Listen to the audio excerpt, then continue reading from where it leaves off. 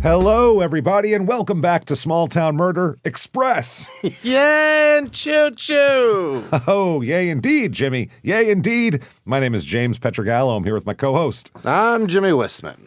Thank you, folks, so much for joining us today on another absolutely insane edition of Small Town Murder Express. All aboard the murder train, pulling away from the station. Here it goes. It's a wild one today, and it's twisty, and it's crazy, and unexpected, and all sorts of weird stuff going on. So we're going to get right into that. Before we do, though, head over to shutupandgivememurder.com. Get your tickets for live shows, everybody. The whole slate is for sale, starting out with February 21st, Nashville. What? Come on out, Nashville.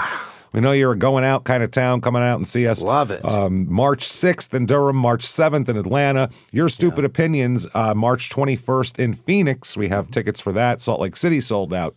Buffalo sold out. Denver has tickets May 2nd. Yeah. Royal Oak, Milwaukee, Minneapolis, Dallas, San Jose, Sacramento, Terrytown, and Boston. Get your tickets right now. Yeah. Get them yesterday. You need them. They're good stuff. So do that. Then get yourself some Patreon, everybody. Yeah. Oh, my goodness. Do yourself a favor. Anybody, $5 a month or above at patreon.com/crimeinsports. You're going to get everything that we have to offer. Everything. You're going to get a huge back catalog of hundreds of episodes you've never heard before immediately upon subscription. New ones every other week. One Crime and Sports, one Small Town Murder, and this week is no different. Yeah. This week for Crime and Sports, we're going to talk about, this is a really crazy story, William Tank Black, who was a coach turned agent turned criminal. Yeah. Master P is involved in this. It's a lot. And then for Small Town Murder, we're going to talk about that Perfect Neighbor documentary that everyone's been asking us to do. So we're going to talk really about it. ran it out of the park with that one. That's a crazy one. There's all sorts of supplemental stuff on YouTube to watch and pick up on. So it's a good one. So we'll get into all of that and more. Patreon.com/crimeinsports. And in addition to all of that, you get every show we put out, Crime in Sports, Your Stupid Opinions, and Small Town Murder, all ad-free with your Patreon. Ad-free? Ad-free. Are you out of your mind, James? You know what? We're crazy enough to do it. We're giving it away, everybody. And then in addition to that, you also get a shout out at the end of the regular show. So that said, I think it's time, everybody. What do you say? It's time. I think it's time to clear the lungs. Let me say here, arms to the sky. Yeah. Let's all shout. Shut up and give me murder. Let's do this, everybody. Okay. Let's go on a trip, shall we? Mm-hmm. We got to go here to Nebraska this week. Yeah. It's Nebraska time. Everybody's, if you've been feeling like things are a little too active, a little too crazy, get yourself to Nebraska. That'll calm you right down. Trust me. Right down. This is Clark's, Nebraska. Oh. This is really out there, man. This is, I mean, Nebraska's like the most boring clothes on the planet, right? Clark's. Isn't that shoes or something? Clark's, those boring like shoes. The ones that the Wu-Tang Clan used to talk about color and different color. Ghostface Killer obsessed with Clark's. So really obsessed. All he ever talks about. It's because they're sensible, James. They're sensible. That's all it is. And you could dye them different colors. He was very excited about that. If you listen to the Ghostface album, he had a whole a whole inner song thing about it. This is in eastern central Nebraska. Nebraska is like there's Lincoln, there's Omaha. Yeah. And that's Nebraska. There's a lot of fields outside of that. This is about an hour and 5 minutes to Lincoln. Yeah. So, I mean, you could commute there if you really wanted to. Right. An hour. Was that where the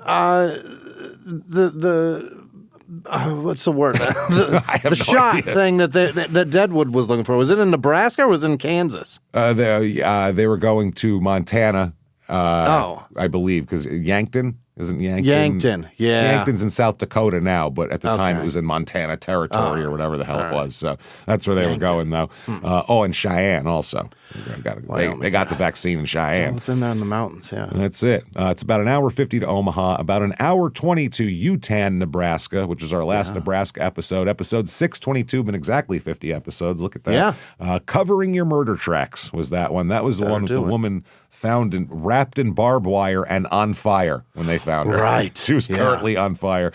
This is in Merrick County, area code 308. Population here, 333. Wow. People. That's People. Yeah, a lot more livestock, I'm sure. 333. 333, and all the towns around here are like 400 people, 300 people. This is the middle of fucking nowhere. It's all the only way to put it. Nice. Median household income here, $51,094, which is about $18,000 below the national average. Doing great. You figure it'd be cheap out here, though. Median home cost here is below the national average, $260,800. So Okay. not too National bad. average 320 or 280? It's like 331 or something, Okay. 338, I think. A little bit of history in this town. Clark's was platted in 1866 Yeah. when the Union Pacific Railroad was extended there. Sure. That's Yeah, when they it's said, well, always we a might as well have. railroad. It's all of these middle of nowhere places. It's always a railroad. It's named for Silas Henry Clark, who was, maybe he. Founder of the shoes. No, yeah, that's right. Absolutely.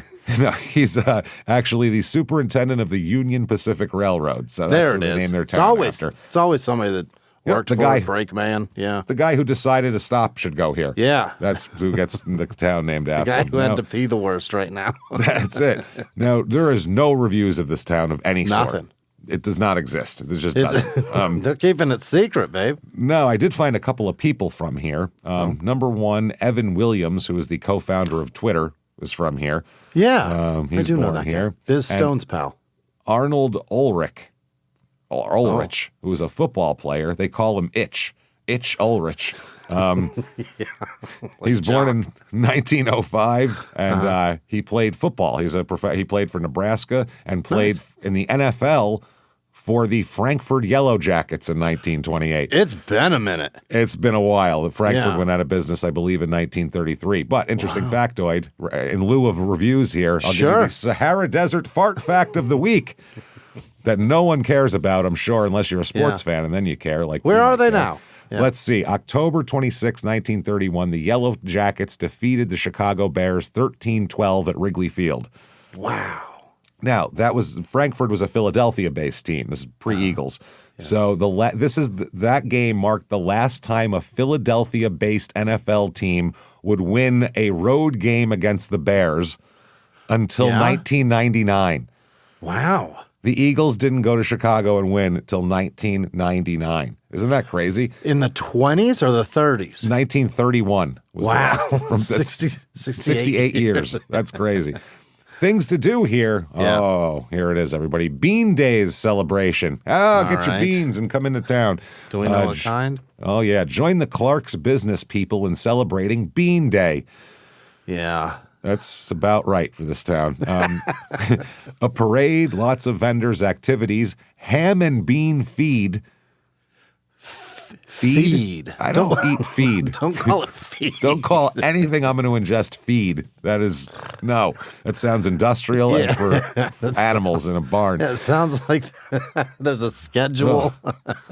Then there's a street dance, and then to close out the evening, a big fartathon. Just everybody's going to let loose because it's going to be gassy in this town. It's Dutch oven contest. yeah. Come on, ladies, get under them See covers. You can make your wife throw up. See who can make their wife actually leave the bed. This is great from their website. Clark's is full of beans and small town dreams. I wish I could name this episode Beans and Small Town Dreams. Yeah. The annual Bean Day selection, scheduled to run throughout the day on Saturday, promises to be a gas. You know that's on purpose. Why'd they do that? Come on. Why do you do that? The rib cook-off kicks off the day at the Water Tower at 8 a.m. For the price of a $100 entry fee, contestants will have ribs. That's for the competition. Will have ribs provided, which they can prepare in the means of their choosing. And then the oddest extra thing that they stick on this: a Bean Day sand volleyball tournament. Okay. When I think of rural Nebraska, I think of beach volleyball, obviously. Okay. That said, let's talk about some murder. All right. There's a lot here, and so that's why we kind of cut the town stuff a little bit short. And there's really not that much There's info not a on lot to this. do. It's Nothing to talk beans, about. Damn it. All right. Let's start out here. Go back in time. Let's get in our time machine, Jimmy. Here Let's we go. Ooh, things are swirling. Flip it. Yeah. We got, Flip the clocks are pages. flying Yeah. by. We're Yeah. doing this over. Yeah. Things Yeah, are being we're floating. uninvented. Yeah. Oh, geez. Oh, well, there went penicillin. Shit. Yeah. All right. Well, there's that. Okay. Oh, shit. There's horses now. This is weird. Let's talk about 1994. Okay, that's where we're going to start. And in 1994, let's talk about a couple who has just broken up. Oh. All right, this is Charles Chuck Johnson, Yeah. old Chuckster, and Lost the Amy. lady of his dreams. That's right, and Amy Johnson, his wife. Oh. They've been together a few years, but they just got divorced in 1994. Damn it. And I believe it was Amy's choice to get the divorce because... Happens to the best of us. Well, it happens. We've all been divorced. Not all of us, but me and you anyway. The all of us in this room. 50% of this world, right? Yeah, that's right. I think more now. I think it's up. But Chuck is not real happy with this arrangement. He's trying to win her back. Oh, go get her, Chuck. The paperwork has been done. Shit has been signed. A judge has ruled, and he's trying to make it work. Yeah. She, on the other hand, has moved on and started dating somebody else. Oh. Which, of course, Chuck isn't very happy about, as you might imagine. Yeah, here. you can't really win her back then, man. Well, yeah, once she's moved on, she's moved on, you know? Yeah. She's dating a 31-year-old man named Jerry Carlson. Is he younger than her? No, they're about the same age. Oh, okay. The same age. Now, he lives in Clark's, and, he's like your typical... like kind of Clark's guy, I guess you'd say. He works at Big Watts bean guy. Electric. He loves beans. Big bean guy. Yeah. Gassiest man in town. Yeah. Works at Watts Electric and basically likes to fix engines and works on cars and shit like that. Man after my own heart, James. Yeah, I mean, that's fine. He sits around, he hangs out at the bars and works on cars, and he dated Amy Johnson. So they're hanging out, they're dating. Charles is trying to reconcile with him. Jerry, by the way, is described as someone, multiple people said this, who, quote, likes to tease people. Okay. He's a ball breaker, I think. He's a fucking asshole sometimes. Sometimes, or maybe he's funny. Yeah. Oh, yeah. Are they clever? Is it good? That's the thing. Yeah, because that was currency with me growing up, my friends. Yeah. And how well you can tease and be teased is part of and everything. in a garage, when you're working on cars, if you're it's not where he works. He just tinkers. I know. Yeah. I'm That's what I'm saying. If you're working on on a car, you're just ripping on anybody that's around. It's a party. It's fun. Yeah. I think he mainly tinkers in his garage. I don't think he's got he works a at the group. electric company. Yeah, he's just an electric guy. So April 15th, 1954, or 1994. Why did I say 54? Jerry hangs out with his buddy this day. His guy named Frank Cuba. C-U-B-A, Cuba. All right. They work on a golf cart at Cuba's auto body shop. I guess he's got his own repair shop. Yeah, and he says, why not? Jerry comes over to help him out a little bit. Help him put together a golf cart. I'm sure it breaks his balls a little here and there. Yeah. They have some fun. Gas engine. They're drinking beer the whole time. Hell yeah. Everybody in this story is shit-faced all the time, by the way. Everybody. When you hear it's crazy. Okay. Yeah. So sometime after 10:30, but before 11:10, somewhere in that region, they're walking down the street, Jerry and Frank. Yeah. Okay. They leave the shop. They're walking down the street, or they go from somewhere else to the shop. I don't know if they went to buy something, go to the store or whatever. Okay. Yeah. A van swerves at them as they're walking down the street, almost hits them. Like they had to jump out of the way, basically, of this van. Yeah. So 11:30-ish, Jerry Carlson leaves the auto body shop in his Chevy pickup. Jerry driving away in the Chevy. He turns west on Highway 30 toward Clark's, because that's where he lives. Now, 1:15 a.m.-ish, around there. Yeah. So this is April 16th. We're past midnight. Yeah. There's a man named Tom Branting, and he'll come up quite a bit here. He stops at the residence of John Wyrick, who is the village marshal for Clark's. And he tells this John Wyrick that there's a vehicle, it might be Jerry Carlson's. This is such a small town. If you see a car, you're pretty sure whose it is, which is... A Chevy truck, you know what he drives. Which is wild, because half the people in this town have a Chevy truck, as we'll also find out. But this one's particular. Well, yeah, in the dark across a field, he's like, I think it might be Jerry's, which is... Probably Jerry's. Probably Jerry's, right? That's what happened. He said it's about 2 miles east of Clark's in a ditch adjacent to Highway 30. Okay. So then the marshal contacted the sheriff's department, and the marshal went and met the chief deputy, old Dick Miller, at the scene here. Yeah. So the police arrive, and they discover there is a pickup with its headlights on and engine running. Oh, in the ditch? It's about 20 to 50 yards south of Highway 30, resting on a tree in a ditch containing a foot of water. So it's just sitting in the water. Oh, the tree stopped it. The tree stopped. Yeah, it's obviously probably still in drive, I would think. So as they get there, they discover all this. Now, inside the truck, that's the interesting part, they find Jerry Carlson. So it is Jerry's truck. Jerry's in there. He is in there. He's seen better days. Jerry is very dead. Oh, no. Very dead. He's slumped over the passenger seat from the driver's seat, over the median, the console, covered in blood. There's a wound in his back just underneath the left shoulder blade. Oh. So perfect spot to blow your heart up if someone had shot you there. Yeah. And later on, the doctor would say the bullet caused a multiplicity of wounds, including the ribs, lungs, and tip of the heart. So it just tore him apart, this thing. From the front or from the back? From the back, under his left shoulder blade. Wow. And so they said it caused rapid bleeding, and they said a lot more than just leaking. He would have bled out pretty fast from this. Right now, yeah. A lot of this. Now, the rear driver's side window on the extended portion of the cab was broken. He's got me an extended cab. Was broken out by a single bullet from what they discover will be a high-powered rifle that pierced through the driver's seat, entered his back, and penetrated his chest and did all that damage. Wow. That's through a seat. So, I mean, this through is the window, through the seat, through the body. This is a powerful bullet coming at him here. So that's that. Now they recover the body. They take it for autopsy. And they said that after being shot, he would have been able to function, one doctor says, for up to 4 to 7 minutes, and possibly could have driven his vehicle along a straight highway during that period of time. 4 to 7 minutes? So, they say he could be 4 to 7 minutes away from where he was shot. We don't know. That's his guess. So he could have been trying to go get help. Or get home or whatever it is, but they're trying to figure out where he was shot, basically. Saying, did he die right away, go right off the road, or did he have a little bit of time? Somewhere between this stump and 4 and 7 minutes ago. That's it. Yeah, anywhere in there in the road that you can deal, depending on how much blood he had. Not sure. And depending on how fast he was going. That's the other thing, too. There's a lot of factors of math here. Obviously, everyone has the same amount of blood, but still. Now, the weapon they figure out that he was killed with is a 6.5 millimeter Carcano rifle. Which is, if you know anything about this is like a Call of Duty gun that you get. Is that a Creedmoor?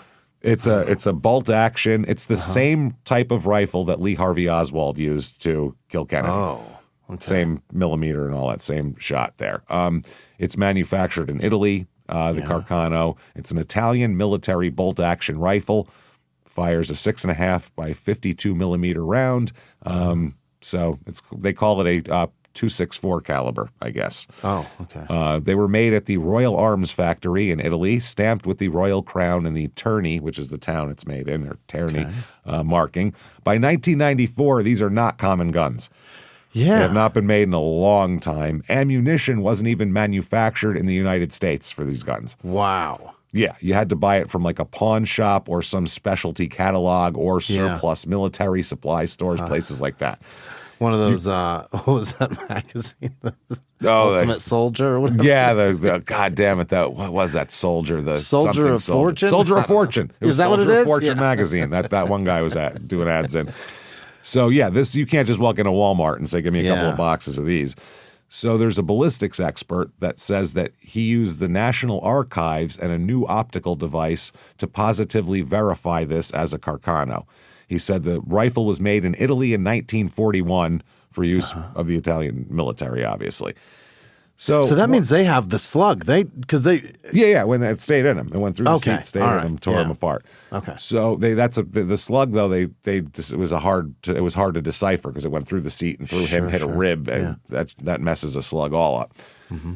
Now, one of the first people they interview, the police, that they're trying to figure out what the hell happened here, is a woman named Rhonda Braun. Yeah. Okay. Now, Braun basically said that she gives her kind of what happened here. She was saying that weird thing is she has a couple of interviews and makes different statements during these interviews. Oh. Which is interesting. She was with Tom Branting when Tom Branting had gone off to talk to the sheriff or whatever, the marshal there. So there's in the police report of her second interview, they state that Rhonda Braun told the police that she was following Branting and Chuck Johnson and they were headed westbound toward Clark in Chuck Johnson's pickup, and she was following behind in a blue Oldsmobile. Oh. She said she then saw Mr. Johnson's vehicle swerve into the eastbound lane and another set of taillights appeared. She said that Mr. Johnson's vehicle then went around the second vehicle. Oh, passing it. Then the second vehicle swerved and the lights disappeared. She was then behind Mr. Johnson's vehicle again. Uh-huh. She then came across a vehicle in a field on the south side of the highway with its lights on. And so that's what she said. She goes, that's what we just saw it as we passed by. Okay. Now, this is from the policeman's notes here, the detective. He said, I then asked her if she was in love with Mr. Johnson. Miss Braun began to cry and stated yes. Okay. The crying is a dead giveaway that something's going on here. Yeah. You know what I mean? Like, what are you crying about? And why did he jump to that question? That's an interesting question, right? To see if she's covering for him. Oh, okay. Like, all right. How much do you like this guy? Are you in love with him? Are you willing to lie to a detective about a murder over this? Is that how much you love him? Yeah. So I then asked her if that was why she did not tell me the truth the first time I talked to her, and she stated yes. Oh. I then asked if she was willing to tell me everything now, and she said, yes, I'll take a lie detector test if you want. I then asked if she would be willing to take a polygraph if I would set it up. She stated yes. I then asked her, why didn't you tell me the truth the first time about where you were in the positioning? Because first time she gave some, we didn't see anything and all that, and then she gave the truth. She stated that she, quote, didn't want to get Mr. Johnson in trouble. Right. All right. Now we're getting somewhere. She said that she had dated Johnson and that her relationship with him was on and off. She said, quote, he still liked Amy. Yeah. So she's upset that she's in love with this guy, and he's still in love with somebody else. We got ourselves a love triangle.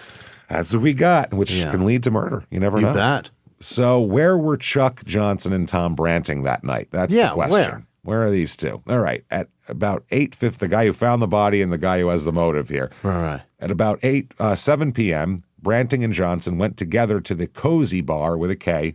Yeah. In Silver Creek, which is nearby and also has 300 people in it. Okay. According to Branting and Johnson, this is what they did.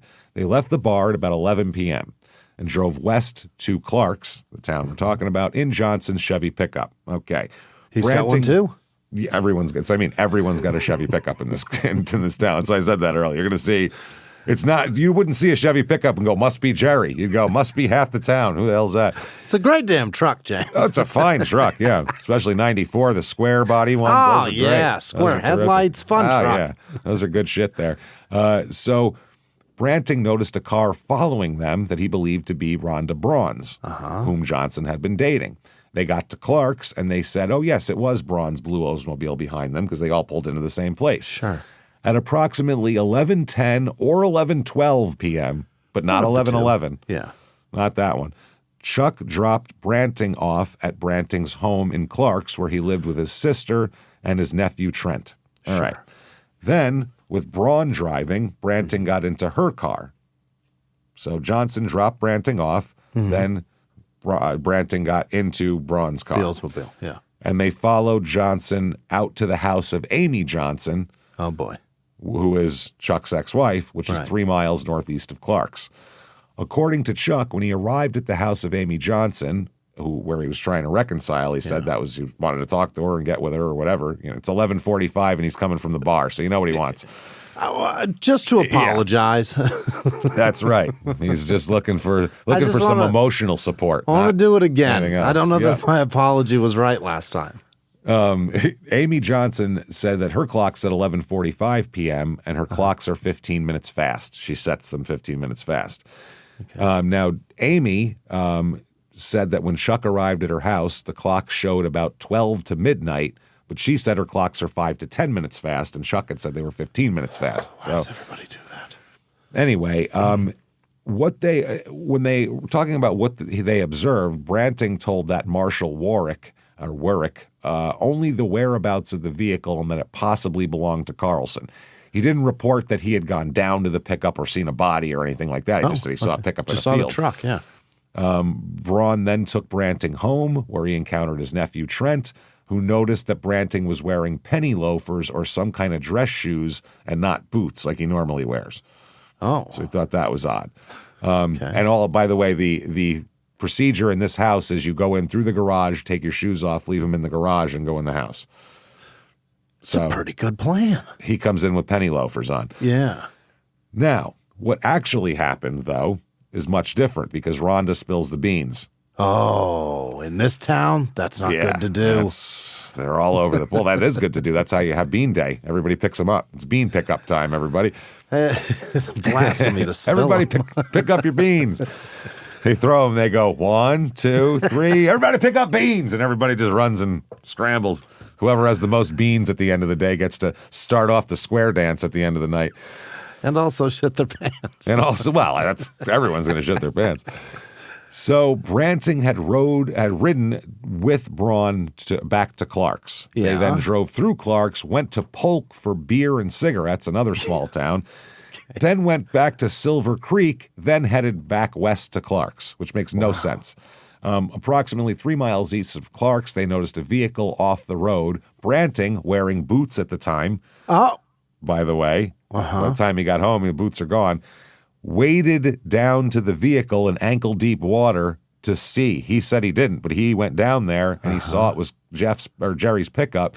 He looked inside and saw blood and saw Jerry not moving in there, then went back to Rhonda's car. Then they went back home. Then they went to the marshals. And changed shoes. And changed shoes, too, because they're all wet. Got to get those ankle-deep boots off, yeah. That's right. Now, this is when the cops hearing about all this shit, this is when they're really starting to think about this might be a real love triangle situation. Yeah. Nobody's stories match up. This guy's not saying he saw the body, and then his girlfriend or his friend says he saw the body. Like, this is strange. Yeah. They have some witnesses, too, that make it even weirder. Okay.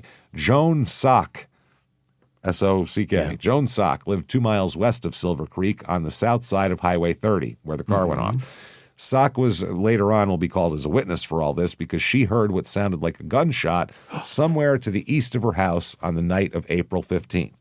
She said she didn't know exactly what time it was, but that she laid down on her sofa at about 11:10, and sometime after that she heard the sound. Yeah. So that's why we know it's. But it depends on how fast our clocks are. That's the other thing. 5 minutes, 10 minutes, 15 minutes. We don't know. We don't know bean time in this town, how it works. So she said after she heard the sound, she waited a couple minutes and then looked out her window facing Highway 30. She saw 2 sets of taillights approximately a half mile west of her house, both heading west. Yeah. The 2 sets of taillights were close together, and she thought that one vehicle was about ready to pass the other. She couldn't identify the vehicles. She also observed a light-colored, smaller car behind the 2 sets of taillights, Right. 2 trucks, and an Oldsmobile. So that would be 2 Chevy trucks, one belonging to Johnson, possibly one belonging to Jerry, and then the trailer car here. Miss Braun's car. The Oldsmobile back in the bean position. Yeah. So there's a second witness, Ken Dittmer, later on, who said on the evening of April 15th, him and his wife and another couple were playing cards. At about 11:25, Dittmer and the male from the other couple went into Clark's to get more beer. Why doesn't anybody plan their beer better in this town? Look, man, sometimes it goes down faster tonight. You get more. Get 2 12-packs. It's not going bad. What are we doing? You got a bunch of people coming over? Have to. It'll be fine. And later on, it'll come up, too, another guy going for beer. Everyone goes for beer at 11:30 at night in this town. Like, it's packed in the store.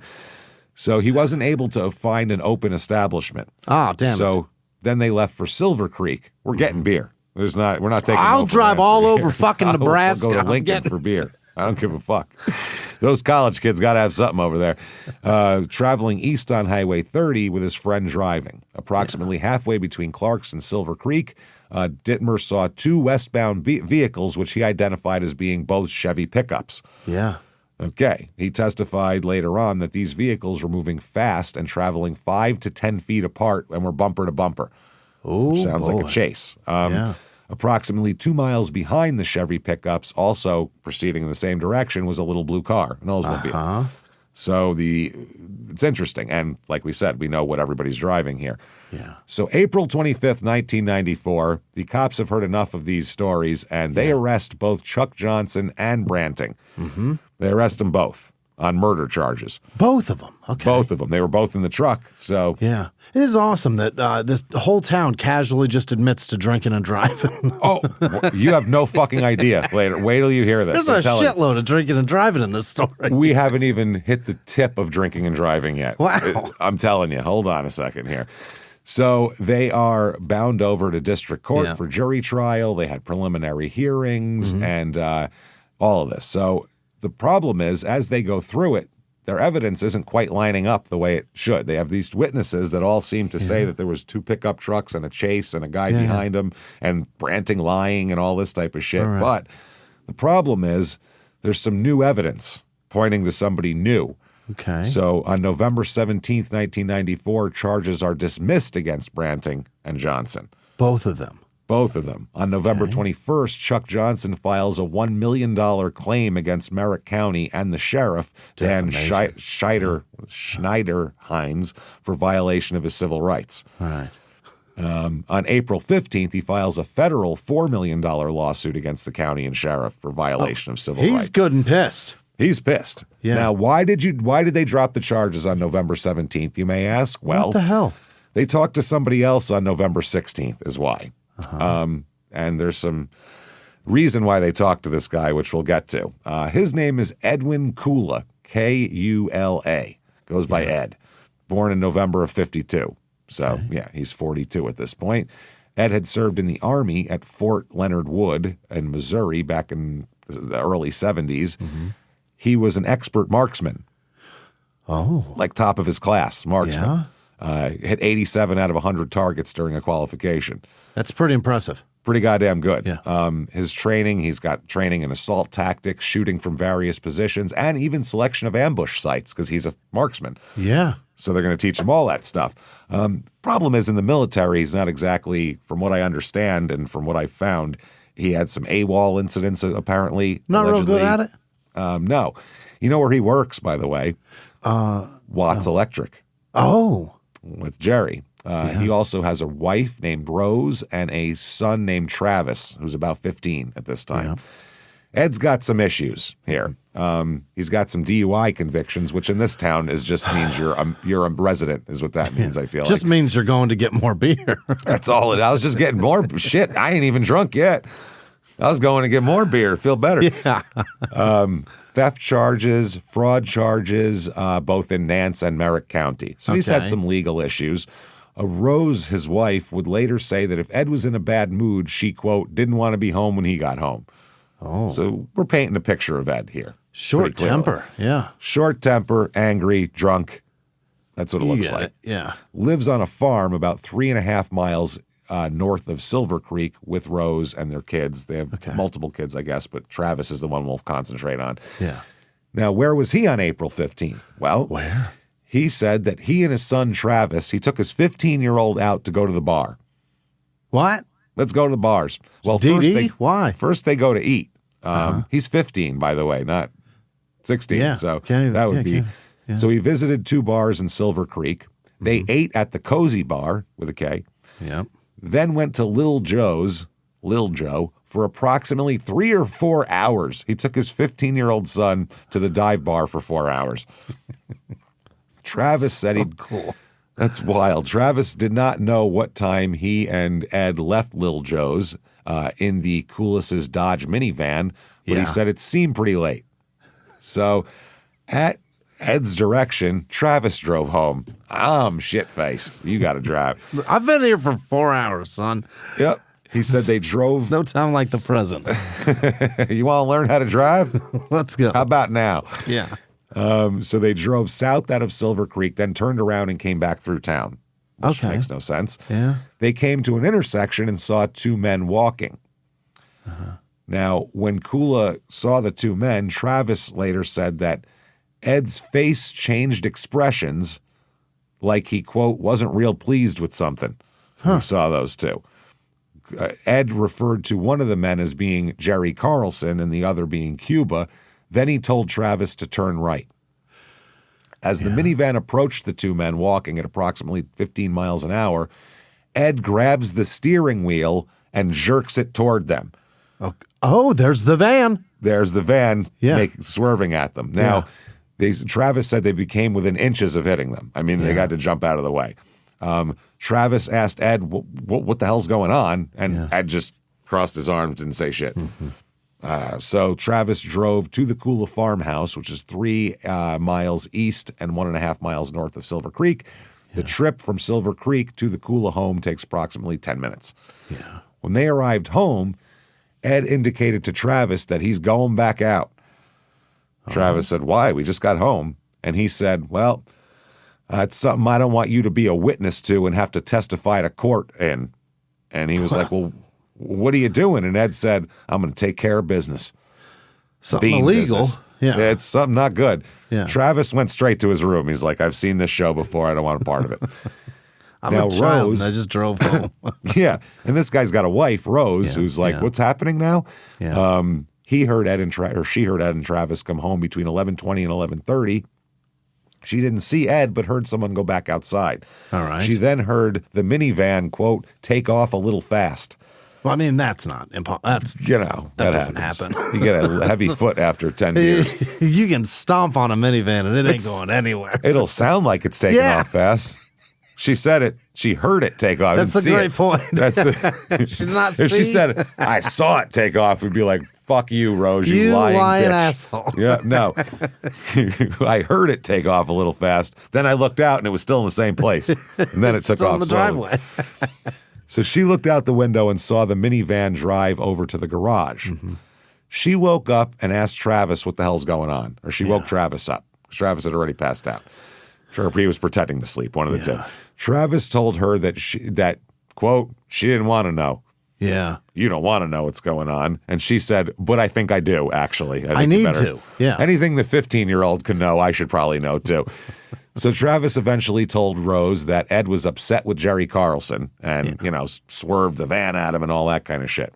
So from Travis's window, Rose watched the minivan drive to the end of the farm lane and sit for approximately 5 to 7 minutes. Sitting there contemplating? Just sitting there. She then left Travis's room and went to the garage to see if any guns were missing. Oh. Now, if someone leaves the house and your first thought is, I wonder if they took guns with them. How many guns are still home? She noted a .22 caliber pistol was missing that she had seen in the garage earlier that afternoon, and that a .22 caliber rifle was missing that Ed had used to shoot birds earlier that day. Okay, 222s. 222. So when Rose saw the guns were gone, she became concerned. So she grabbed the kids and went to Columbus to a hotel for the night, not Ohio in this area. Rose said also if Ed's in a bad mood, she didn't want to be home when he got home, and she was like, this is going to be crazy. So this next day, April 16th, Rose is back home, and Ed brings up the subject of Jerry's death. It's like, Jerry Carlson got killed. Rose said that he was upset with Jerry about some of the teasing that he did at work. He broke his balls at work. Yeah? It's a blue-collar place. People break balls. Jerry teasing him. Yeah, Ed was mad because Jerry teased him. Yeah. Ed also told Rose that he had a blackout and that it was a coincidence that he was going to go with the intent to do bodily harm to Jerry and that Jerry was killed. Ain't that a coincidence? I left the house looking for blood. I was looking for that sumbitch. Somebody out, got him. He's even worse than I thought because other people are real mad at him now. So they also that Ed had recently quit his job at Watts Electric. Oh, really? Rose said that within 1 month of the date of Jerry's murder, Ed said that he didn't care for Carlson because Carlson liked to tease people, and he didn't like that. One of the stories of teasing, this is amazing. This would be the craziest murder motivation of all time. There was a story about Ed overflowed a toilet, and Jerry broke his balls for it. Jesus Christ! How many? You got to eat more beans, Ed. The hell you doing? More fiber and roughage. The hell's your problem? He exploded the toilet at work, and then, at work apparently. That's what happens. You fucked the toilet up where we all. You're gonna get it. You're the shit guy now. You're the guy with the giant logs. How big his asshole's like this, boy? I tell you what. So the police interview Ed. They talk to Rose. They talk to Travis. They really need to talk to Ed. So they sit down with Ed. Ed says, I didn't kill Jerry. I don't know what the hell you're talking about. He said that he worked with Carlson at Watts Electric and that Carlson liked to tease, but he said he was not any more of a target than any of the other workers. He broke everybody's balls. He didn't pick on me big. Yeah. specifically, He said that he had no hard feelings against Carlson, just hard shits that'll break toilets, but not feelings. He said that he quit his job a couple months after starting because he didn't like the long hours, the lack of breaks, and the terrible roll-away cot he had to sleep on in a motel a few nights on the job. It made people share rooms, probably. Yeah. Then he says the night of the murder, he was playing pool with his son, and he said, this is great, I was kind of on the road to getting pretty well bombed. He said that the game of pool was good. He had a good time. Yeah. He admits that he saw Travis, that he and Travis saw Carlson in Cuba walking on that night. Yeah. He even admits that yes, Travis didn't lie. I did grab the steering wheel and swerve it toward them, but, quote, as a joke. That's how I tease. I was funning too. That's how I tease. He teases about poop. I tease about vehicular manslaughter. It's sort of similar. I'll damn near kill you. I'll kill you. So he said that it was just a, quote, buzz to put a little scare into them. Just buzzed them a bit. Buzzed the tower. Even swap for making fun of my giant shit. Same thing. So he said after Travis drove him home, he went into the house to check for more beer, then went back to town and bought a couple of sodas, because that's what you want when you're drunk and you want beer. Yeah. He says he then drove around for approximately 15 minutes. Why? Just having fun? Yeah. Just cruising. That's how hard it is to crash a minivan, James. Jesus Christ. Yeah. Well, especially in these big wide roads. Yeah. A 15-year-old can manage it all the way home, even with a drunkard hanging off the wheel. He can do it. I feel like this isn't Travis's first drive home. No. That's the thing. He's driven the town and country several times. He's sat on phone books before. Oh, yeah. For sure. Dad, I can't reach the pedal. He's like, I'll push it for you. Don't worry. You just steer. Stand up in the seat, boy. That's right. He said that he went home then to find his family gone. He claims he thought they'd taken his youngest son to the doctor because the boy had recurring health problems. We think he'd want to know if the kid got rushed to the hospital at midnight. That's crazy. Whose kid? His kid, his youngest son. Yeah? Yeah. So he waited a bit, then called two of his wife's sisters and her mother to try to find Rose, but he couldn't find her. So wife and kids disappear in the middle of the night. I guess I'll go to sleep. He just went to sleep. That's what he said. I hope they're here by morn. That's right. So the next morning, he went and picked up his last paycheck from Watts Electric. And he said that's when he heard about Jerry's murder. Okay. Heard it from there. He said that he admitted also, they said, you're driving around, you're just cruising, what are you doing? He said, I was tearing around some. Yeah. In the minivan. You don't tear in it's a front-wheel drive car, man. And he said that was, quote, not unusual for him after he'd been drinking. I like to go out and just tear them roads up after I had a few. It's a fun act. This is what I mean.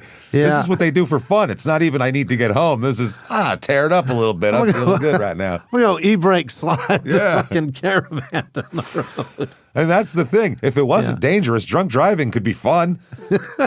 Imagine if you were in like a track and you were in like a Nerf car with Nerf walls. Yeah. It would be the most fun. The problem is it's not There's other people. That on the road. Yeah. There's other people and trees and people and kids and everything else.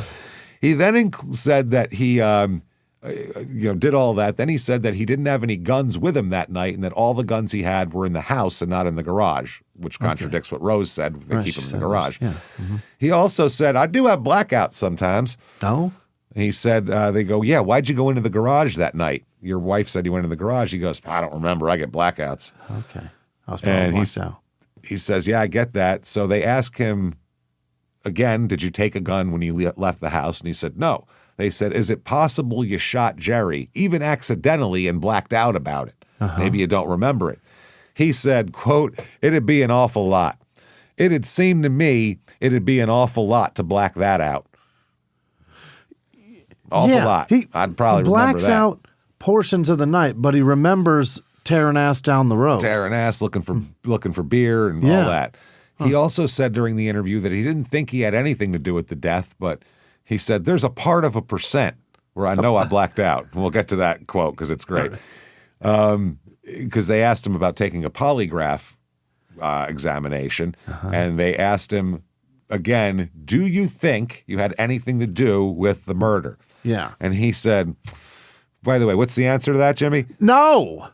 Absolutely not. No, not at all. Not even a little bit. What the fuck are you talking about? Yeah. I want to go home now. He said, what's his strength too? well, as far as I can remember, I never had anything to do with this damn thing. Not the murder, this damn thing, Thing. Yeah. Didn't that's minimizing it is bad when they say I didn't hurt him or I didn't touch him. He said this damn thing. It's not even a murder annianymore. It's the most this is the most trivialized night of my life. He said, but there's a 1% too that that I don't know some of the things that I did, and I'm worried about it. He said, I don't know what to do about the damn thing, So he's saying, I'd like to take a polygraph, but there's 1% of me that might know that I did something bad, so I don't really want to take a polygraph, basically. Yeah. They said, do you own a Carcano 6.5 millimeter rifle? Do you have that? Because that's the main issue. And he said, absolutely. Never seen that gun in my damn life. Don't know anything about a Carcano. Never touched a Carcano. I don't know shit about it. That's good. So then they talked to his brother-in-law, Ed, another Ed. Yeah. And Ed said he traded that Ed a Carcano rifle back in 90 or 91. He said he had bought it at a pawn shop and then traded it to Ed. And he definitely had the gun because Jay Richards, the former police chief of the Clarks Police Department, testified that on April 16th, 1990, he went to the Kula residence and was given 3 guns by Rose for safekeeping. So what was going on there? When you went to the residence, you said, you need to hold my guns. Yeah. He said he took the guns to the police department, inventoried them, and, put them in a locker. About 2 months later, Rose came to the police department and asked for the guns back. An inventory sheet was received here that shows one of the guns that Rose had given to him for safekeeping was a 1941 XIX Terney Italy B6 1070, which is exactly the gun that fucking shot the guy that he says he never had. Yeah. Another brother-in-law. And so Ed bought it at a pawn shop and traded it to him? Traded it to Ed. Yeah, the other Ed. Then there's another brother-in-law and his nephew. They both said that they had seen Ed in possession of the Carcano rifle. Yeah. And his brother-in-law also said that Ed usually made him aware of his gun trades or sales because they were into it together, and that he was not aware that he had sold, traded, or disposed of the Carcano. Rose's family is a bunch of stool pigeons. This is bullshit. Her, the kids, everybody will tell right away. They're just talking. So they never recover the murder weapon. It's never found. Really? They argue that the ballistics here, they know what the gun is and all that, but they never find the rifle they're looking for. Okay. So they bring Ed to trial in December 1995. Yeah. Opening statement, the prosecutor says, we don't have an eyewitness to tell you Edwin Kula shot Jerry Carlson. Yeah. We don't have that. He said, but there's a lot of circumstantial evidence, and he said shortly before he was murdered, Kula told his son Travis to stay home because you don't need to see this, and I don't want you to be a witness in court. Yeah. Meanwhile, he's on the witness list in court. Yeah. Well, because that's worse than letting him see it almost. Yeah. If you let him see it, you can say you're in this too now. Don't say anything. If you just don't say a fucking word. I don't need you to be a witness. That's even more suspicious. So they go through all of how he was shot, and he said Edwin Kula was an angry man, and the evidence points to him. It's a deep-seated hatred. Now, the defense, their entire thing is that he said this trial starts with witness, and in the end, the state's case is full of sound and fury and signifying little. He said that Ed had the prosecution had said that Ed had the means and motive or the opportunity, and they said, no. You know who had the motive? Who? It's Chuck Johnson and Tom Branting, the two people who were arrested to begin with. Right. So they are the specter over this whole trial. That's the defense's whole case is obviously those two did it. We have witnesses saying they saw them chasing the guy and everything else. So what? They went away, and then another guy who's angry at Jerry got on the road and killed him? That sounds like a stretch. That's crazy. Yeah. So Branting and Johnson are both called as witnesses, and they deny any involvement in the death completely, obviously. The defense attorney said Jerry Carlson died because he loved Amy Johnson. Oh.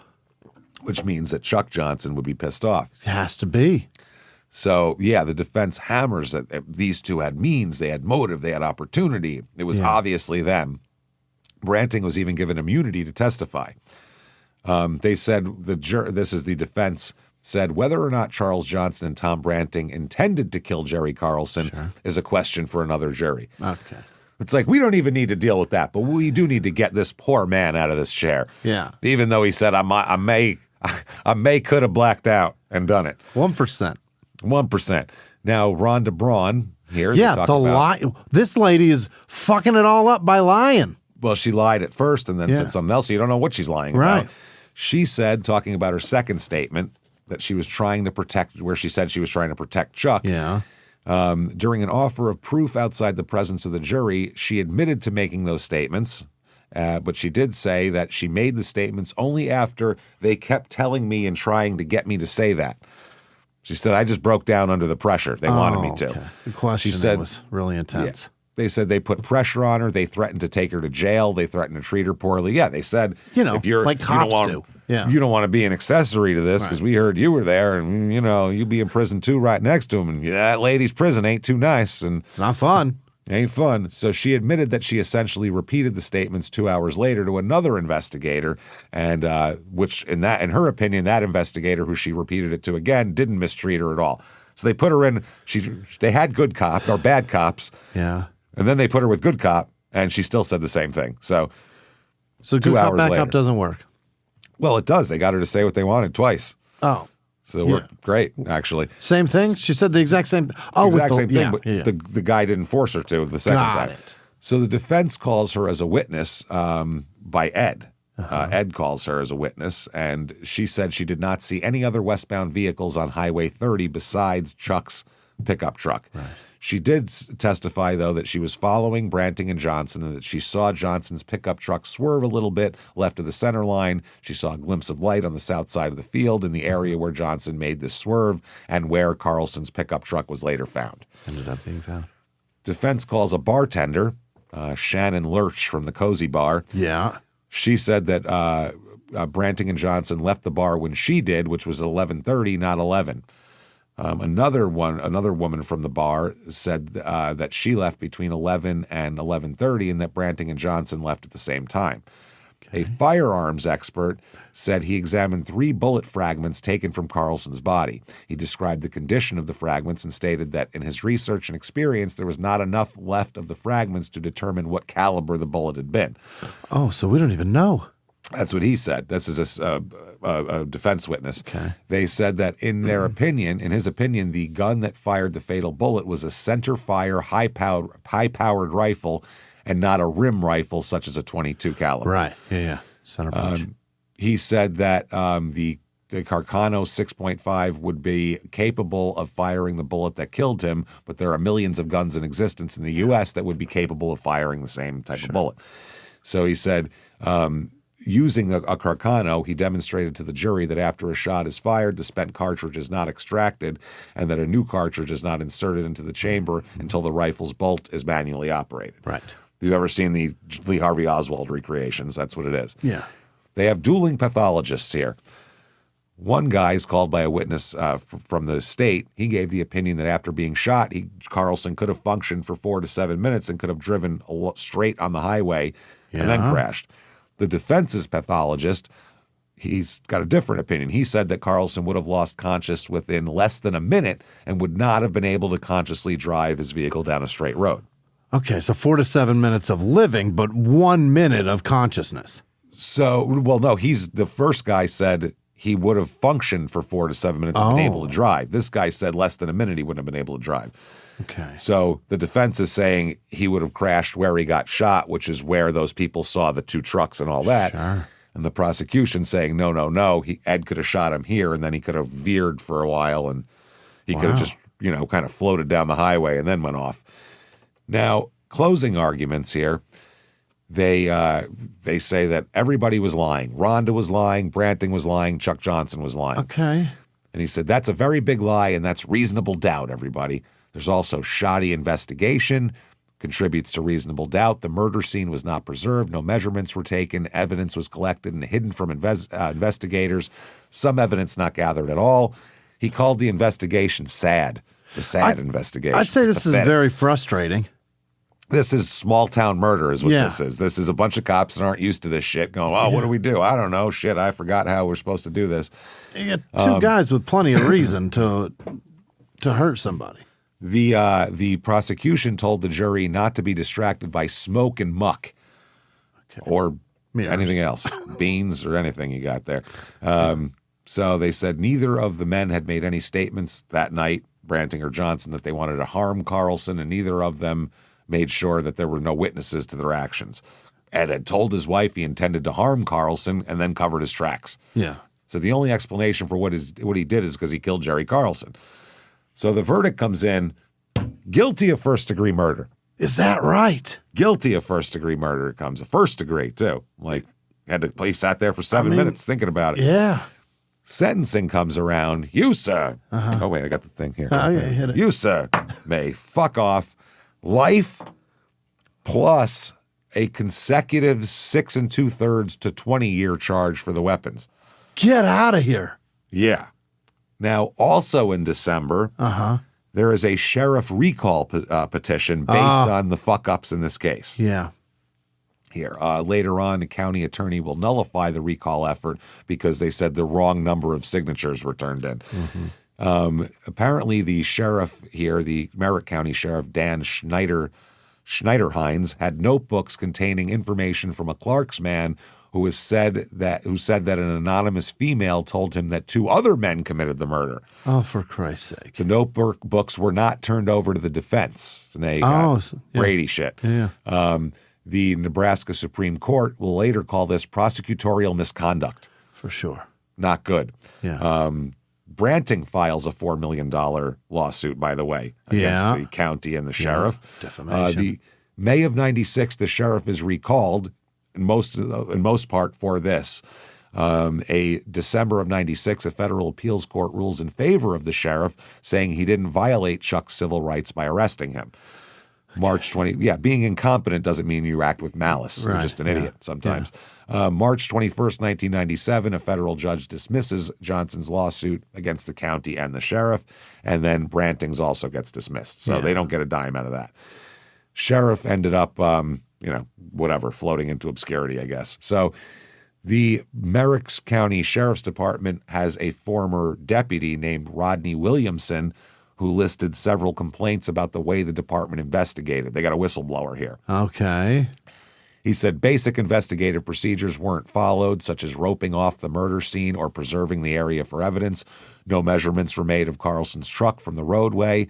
Officers looked for evidence by flashlight when the department was called out about 2 a.m., but it would be days before anybody was asked to go back and walk the highway during the daylight.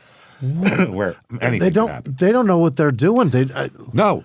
They just don't do this a lot. They don't know what. This is why with small town murder we say sometimes make fun of a bumbling police force that fucks up. They fucked everything up here. Yeah. The night of the murder, Williamson said he asked the sheriff if he should secure the scene and call out a state patrol crime van to lock the scene down. The sheriff's response was, quote, "We don't need the damn state police here."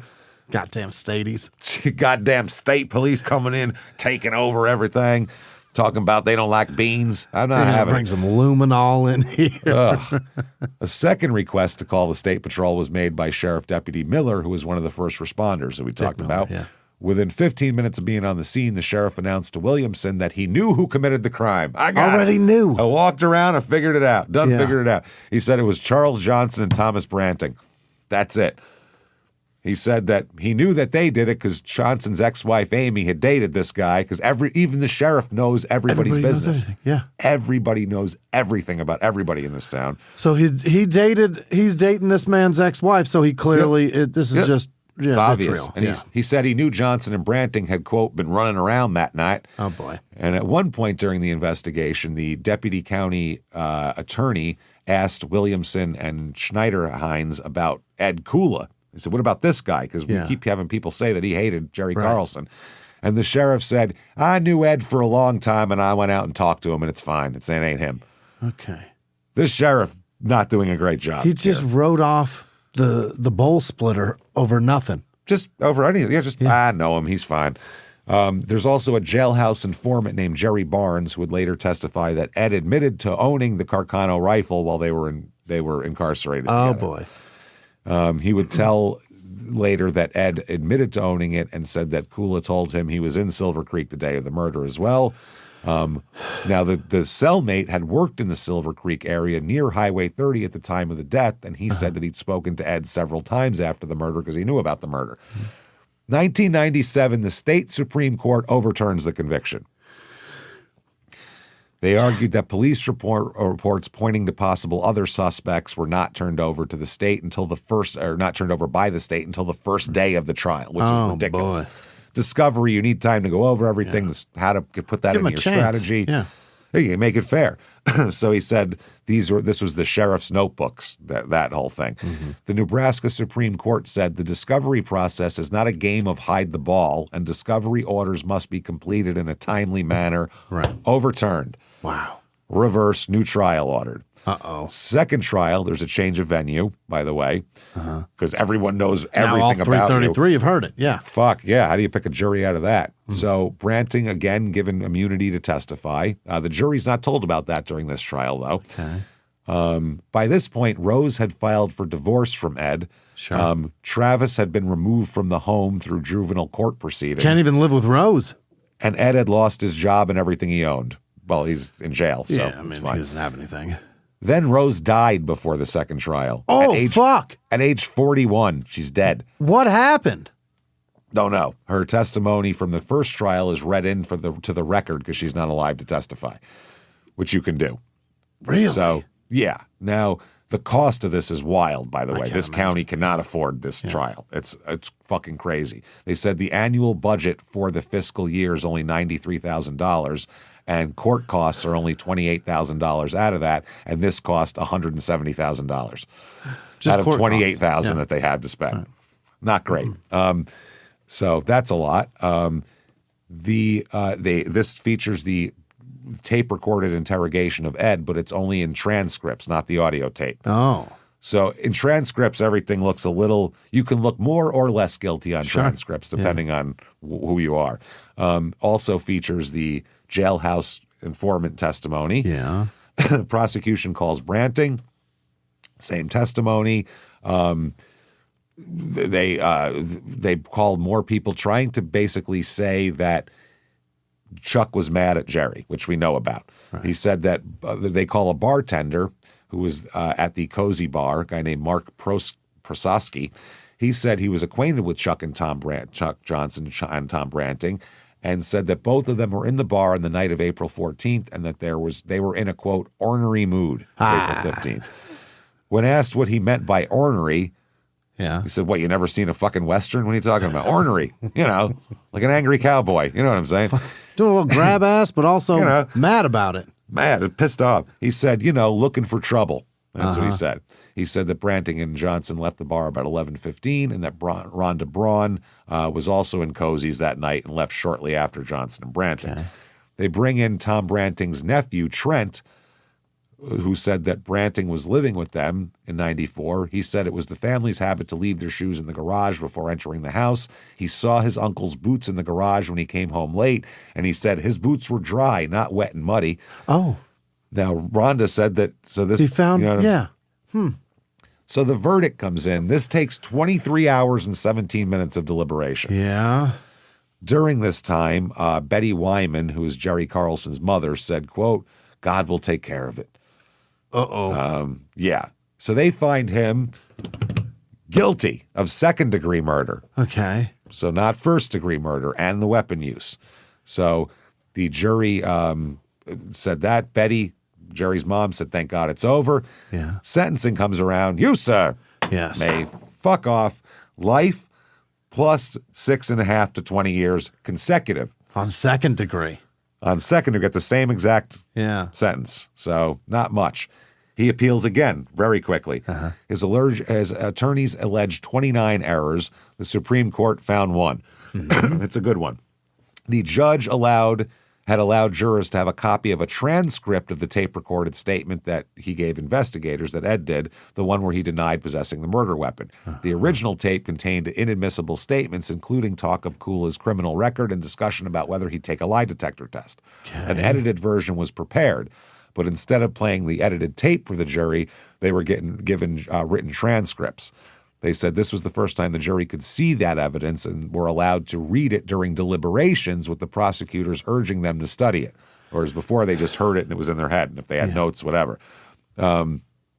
His attorney during this appeal said, this is of August 11th of 2000. Ed Kula has been in jail since June 5th, 1995. He still hasn't had a fair trial.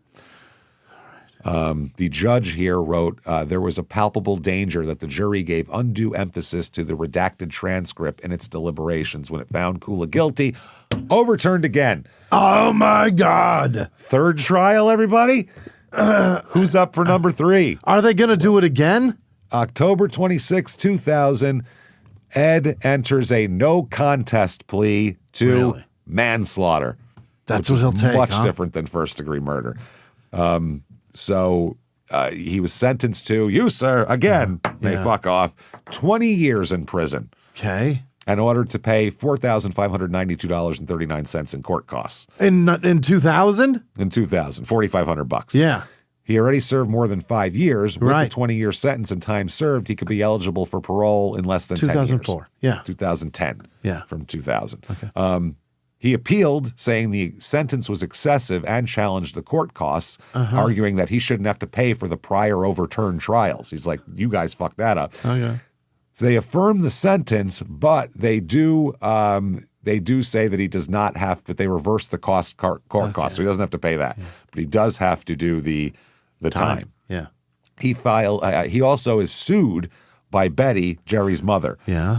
Seeking $6,600 in special damages plus an undetermined amount in general damages on behalf of herself and the estate. You murdering my son has cost me $6,600? That's funeral costs. Okay, yeah. Who knows if she had to do things with his kids. Yeah, I hope my mom, if I'm murdered, sues for much more than that. Yeah, that shows though how reasonable she's being. Yeah, she's being so kind. Yeah, I need $1 million. Right. But apparently, under state law, dollar amounts for general damages aren't included in civil suits. That amount is for the jury to decide. Oh, got it. So you sue for what you want and say you have costs And they'll but determine then it. Yeah. They'll determine it from there. Remember Travis, the son? Yeah. Old Trav here? How'd he do? 2019, he's dead at 39. What Dead. in the fuck is happening? I don't know what's happening in this town. Mom's dead at 41. He's dead He at 39. died at 39? 39. We don't know what happened. I assume a heart attack or something like that. I don't Jumping a town and country over a canyon? Who knows? With the Dixie playing over the horn. He is, his obituary said he's reunited with his cherished firstborn son, Peyton Michael, gone all too soon, and mother Rose Kula. His son is dead, His son too? is dead. So Ed's got a dead wife, son, grandkid. He should be out of jail by now. A quote from the Grand Island Independent newspaper here from an editorial said this was, quote, an example of what can happen when those involved fail to execute their duties short of perfection. Justice has to be an exacting science. Close simply isn't good enough when the future of a suspect's life hangs in the balance. Yeah. I mean, this is a hard case to unwind. I don't know. This town is baffling. The whole thing is baffling. Yeah. That's what I mean. How the hell do you know about this? Nobody dies to life expectancy now. This whole town is a fucking mess. Never mind median age. What's the median life expectancy? Perhaps median age it's all 37, median life expectancy. All the drinking and driving around this town. Maybe. Yeah. Median age 37, median life expectancy 41. Maybe that's what it is. Everybody's almost dead. I'm not sure, but holy shit. That, everybody, though, is Clark's, Nebraska. Wow. And quite the goddamn tale. So if you enjoyed that story, as I hope you did, please get on whatever app you're listening on and give us 5 stars. It helps so goddamn much. Do that. Helps drive us up the charts. Listen to our other 2 shows as well, Crime and Sports and Your Stupid Opinions. They're available anywhere you listen to podcasts. Definitely follow us on social media at Small Town Murder on Instagram, Small Town Pod on Facebook. Hang out with us there. You definitely want Patreon. Oh, actually, wait, before that, shutupandgivememurder.com. Oh, yeah. Get your tickets for live shows. February 21st, Nashville. Get your asses out there. You goddamn boot-wearing jackasses. Come see us. March 6th and 7th in Durham and Atlanta. Yeah. Come out and see us there. And then March 20th in Phoenix is sold out, but the 21st is Your Stupid Opinions. Get your tickets for that and come see us and hang out with us. Shutupandgivememurder.com. Patreon.com/crimeinsports is where you get everything, all the bonus material. Anybody $5 a month or above, you get hundreds of episodes you've never heard before immediately upon subscription, back catalog of bonus stuff, new ones every other week, 1 Crime and Sports, 1 Small Town Murder, and you get them all. This week, what we have for you, for Crime and Sports, we're going to talk about William Tank Black, who was an agent or a coach that turned agent and then turned criminal. Master P's involved. He sold the company to him. It's weird. Good career trajectory. That's a wild trajectory. Then for Small Town Murder, we're going to talk about that Perfect Neighbor documentary that everyone has been asking us to talk about. So we're going to go ahead and do it. I've seen a lot about it. It's a good documentary. It's on Netflix if you want to check it out. So do that. Hang out with us, patreon.com/crimeinsports. You also get everything we put out ad-free. All the shows. Ad-free. And you get a shout out at the end of the regular show as well. So come out, hang out with us. Keep doing that. Yeah. If you want to follow us on social media, shutupandgivememurder.com has all the links you could possibly want to go everywhere you need to go. So do that and keep coming back every week. And until next week, everybody, it's been our pleasure. Bye.